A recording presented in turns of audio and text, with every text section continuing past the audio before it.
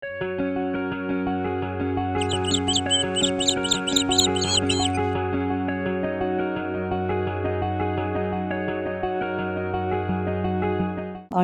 இயேசு கிறிஸ்துவின் நாமத்தில் OLS சார்பாக உங்களை சந்திப்பதில் பெருமகிழ்ச்சி அடைகிறேன்.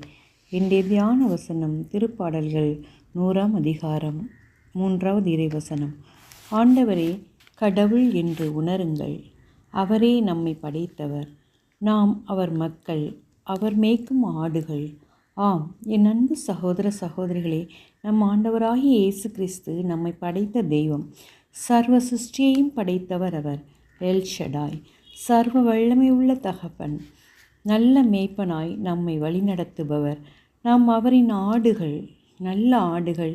அவரின் சத்தத்துக்கு கீழ்ப்படிந்து அவர் பின்னே செல்கின்றன. நம்முடைய சுயத்தின்படி நாம் வாழ நினைத்தால் நம் பாதை திசை மாறி பொல்லாததும் கேடான வழிக்கும் நம்மை அழைத்து சென்றுவிடும். இயேசுவே நம்மை படைத்தவர். அவரால் அன்றி நம்மால் ஒன்றும் செய்ய இயலாது. பணம், படிப்பு, பதவி, அந்தஸ்து எல்லாவற்றையும் கொண்டு நாம் வாழ்க்கையில் சாதித்து விடலாம் என்று நினைக்கலாம், வாழலாம். ஆனால் அந்த வாழ்க்கை இறுதியாக நிச்சயமாக வெற்றியான வாழ்வாக அமையாது. பாருங்கள், ஒரு சகோதரர் தன்னுடைய ஃபோர்டு காரை எடுத்துக்கொண்டு ஊருக்கு வெளியே வருகிறான். ஒரு சில கிலோமீட்டர்கள் வந்திருப்பான். அதற்குள் கார் மக்கர் செய்துவிட்டது. அதன் இறங்கி பேனடை திறந்து தலையை விட்டு காரை சரிபார்க்கிறான். ஆனால் கார் அசையவே இல்லை. 1 மணி நேரமாவது ஆகிவிட்டது. அப்போது அந்த வழியே கோலை ஊன்றி நடைப்பயிற்சியில் இருந்த ஒரு முதியவர் அந்த சகோதரிடம் வந்து, மகனே, நான் ஏதாவது உதவி செய்யட்டுமா என்று கேட்கிறார். இந்த சகோதரர் அவரை மேலும் கீழும் பார்த்துவிட்டு நினைத்தான், இந்த கிழவர் என்ன செய்து விடுவார், என்ன செய்த போகிறார் என்று நினைத்து, இல்லை ஐயா, நான் பார்த்து கொள்கிறேன் என்றான்.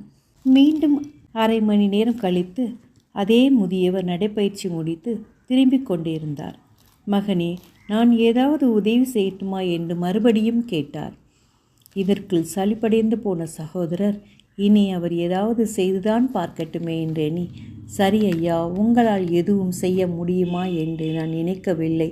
இந்த சிக்கலான ரிப்பேரை வேண்டுமானால் முயற்சி செய்து பாருங்கள் என்றான். அந்த முதியவர் பேனட்டுக்குள் தலையை விட்டு ஏதோ செய்தார். பின்பு சகோதரரை காரை எடுத்து பார்க்க சொன்னார். கார் 2 இருமல் இரும்பி கிளம்பியது. சகோதரர் அந்த முதியவரின் ஞானத்தை கண்டு வியந்தான். நன்றி ஐயா, உங்கள் பெயரை அறிந்து கொள்ளலாமா என்று கேட்டான். அந்த முதியவர், நான் தான் ஹென்றி ஃபோர்டு என்று சொல்லிவிட்டு பெரியவர் கரமசைத்து கோலூன்றி நடை போட்டார். ஃபோர்டு நிறுவனத்தின் நிறுவனரும் சொந்தக்காரருமான ஹென்றி ஃபோர்டின் உதவிக்கரத்தை மறுத்திருக்கிறார் அந்த சகோதரர். சில வேளைகளில் இந்த சகோதரை போல் நாமும் பல சிக்கலான நேரத்தில் சிலர் உதவிகளை நாம் மறுத்து விடுகிறோம். அப்படியே நம்மை படைத்தவராகிய கடவுளுக்கு நாம் இடம் கொடுக்கோமானால் நம் வாழ்வில் பல சிக்கல்களுக்கு அவர் சுலபமாய் தீர்ப்பும் அளிப்பார். சிந்திப்போம், வாழ்வாக்குவோம். நாம் ஜெபிப்போமா? எங்கள் அன்பின் பரலோக பிதாவே, அப்பா, அந்த நாளிலும் இந்த வார்த்தையின் மூலம் எங்களோடு கூட நீர் பேசி கொண்டிருக்கிறீரே, அதற்காக உமக்கு நன்றி செலுத்துகிறோம். ஆண்டவரே, அப்பா, எங்களை படைத்தவராகிய நீர் எங்கள் எல்லாவற்றையும் நீர் அறிந்திருக்கிறீர். படைப்பின் சிருஷ்டிகராய் நீர் இருக்கிற போது அன்பு தகப்பனே, உம்மை நாங்கள் அறிந்து உம்மோடு கூட இணைந்து வாழ நீர் எங்களுக்கு உதவி செய்யும் சுவாமி. ஆண்டவரே, சிருஷ்டிகரை நினைத்து எப்பொழுதும் நாங்கள் வாழ நீர் எங்களுக்கு உதவி செய்யும். அப்படி செய்துவிட்ட கிருபைக்காய் உமக்கு நன்றி செலுத்துகிறோம். இந்த ஜெபங்களையெல்லாம் மீட்பரும் அருமை இரட்சகருமான இயேசு கிறிஸ்துவின் மூலம் ஜெபிக்கிறோம் எங்கள் நல்ல பிதாவே, ஆமென். இந்த நாள் சிருஷ்டிகரை நோக்கி முன்னேற உங்களை வாழ்த்துகிறேன். Praise the Lord.